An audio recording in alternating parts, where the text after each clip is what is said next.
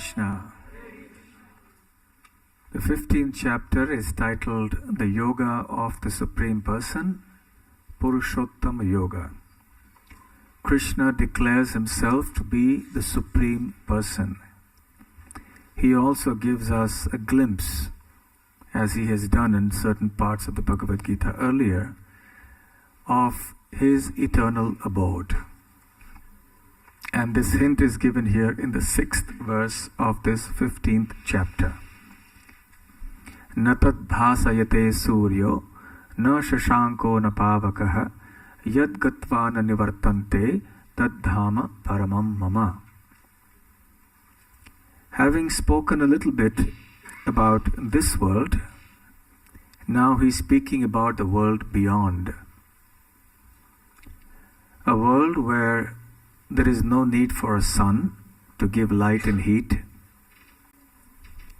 There is no need for a moon to give us light at night and to provide nourishment to the vegetables.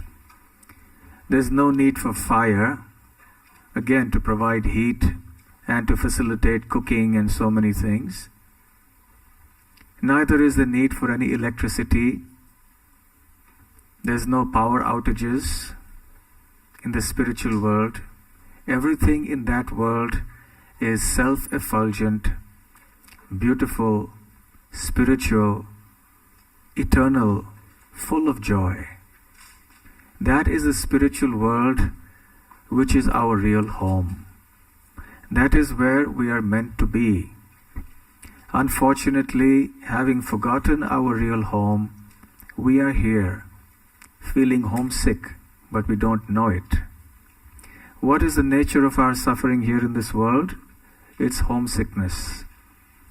But it's a peculiar kind of homesickness where we don't know where our real home is. We just know that we are lost. And a more severe case of being lost is when we don't know we are lost. And we think that this is our home because we've been here so long that we think this is our real home. But this is not our home. There is a certain fundamental incompatibility here because we are the eternal spirit soul. We have nothing to do with the material realm. Unfortunately, there is this incompatible combination of the eternal spirit soul with the material body, which is perishable, full of misery and full of ignorance. So Krishna is telling us of another realm of existence, of a world that is beyond this material world, a world that is eternally existing, that is full of bliss, where we can constantly be in Krishna's association, the spiritual world, the Vaikuntha world. Just as everything is made of material things here, substances, there everything is made of spiritual stuff, so to speak. And spiritual stuff is by nature effulgent, conscious, full of happiness. So therefore everything in the spiritual world is full of joy. No grief, no birth, no death, no old age, no disease, no discomfort, no taxes, only joy, sheer unadulterated joy. That is the constitutional position of the living entity. But that state can be revived only if we revive our constitutional position, which is that of eternal service to Krishna.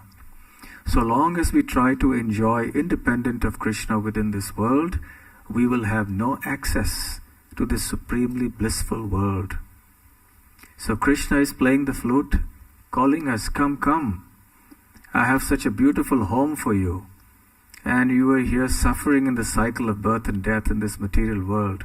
What a tragedy. Unfortunately, we don't think it's a tragedy that we are here in this miserable material world. So, while we certainly have to keep an eye on the here and the now, because we have to deal with it, we have to live here in this world, so we have so many practical things to learn and to do and so on, well, we have to do that. But at the same time, we must keep an eye, a very firm eye, on the beyond, on the spiritual world that Krishna is speaking about. That is our aspiration, that is our goal and final destination. That's where we want to be.